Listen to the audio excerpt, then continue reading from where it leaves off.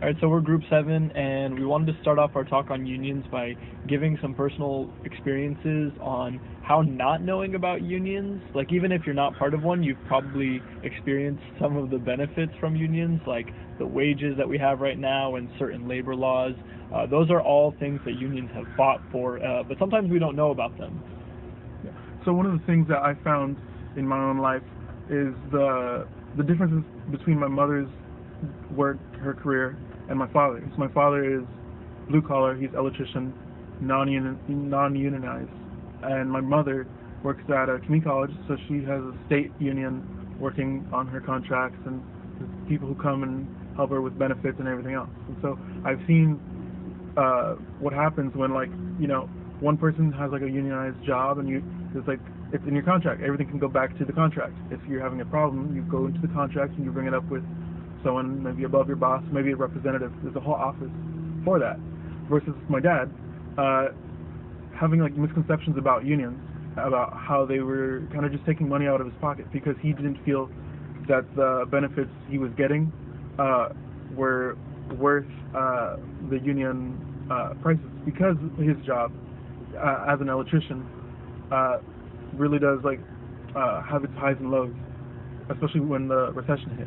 Yeah, definitely. And then I've never personally been active in a union and like with any of my jobs, but Duran, you said you also didn't know about a union that you were part of. Yeah, I used to be part of the same union that actually Surge is part of, and I didn't know what a union was until somebody explained it to me. But I was too young at the time to understand it, and during this process of going through this group, I've learned a lot about the unions, and the site visit taught me a lot about how they represent you, even when you can't represent yourself. So that was a huge benefit for me. And I'm not part of a union right now, but I honestly believe that one day, when I get a career job, I'm going to try to get into one. Definitely, yeah. Yeah, actually I have a cousin that works at McDonald's, and I'm pretty sure it's not unionized.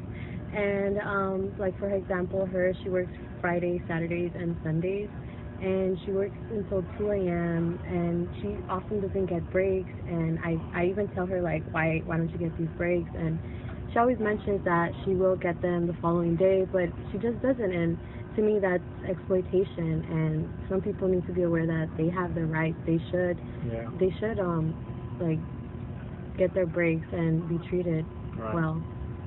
Yeah, I used to be a manager for fast food in the past, and that, I mean, what you just said, it does happen a lot, and that is because, we manage, they tell us, you need to get hours sometimes, and sometimes, you don't have enough personnel to actually give the others breaks, and you're always breaking the law, right. And those are labor laws, that if these people were unionized, they could file a grievance against, the manager or the entity itself, to make sure that they get their breaks. Now I don't work at fast food. I work for the state, and I am part of a local 1000.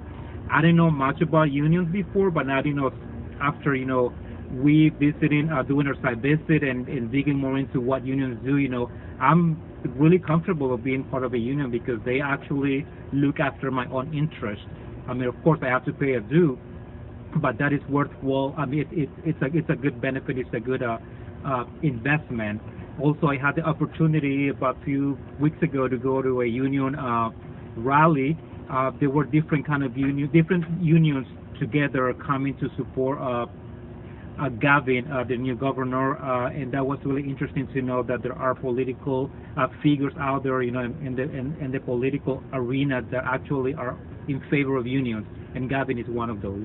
Yeah, and it's really crucial, I think, to have lawmakers who are going to bring that into the public light, as well as just educating people about the benefits, because sometimes they'll think, I'm in this low-paying or service job, and so that's just how things are supposed to be.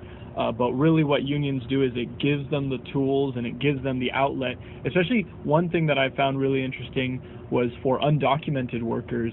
One thing that we found out that our site visit Unite Here Local 11 does is they provide the tools for people who might be afraid to come forward with these facts. So unions, the biggest strategy into getting people to see their benefits is to educate them about their power.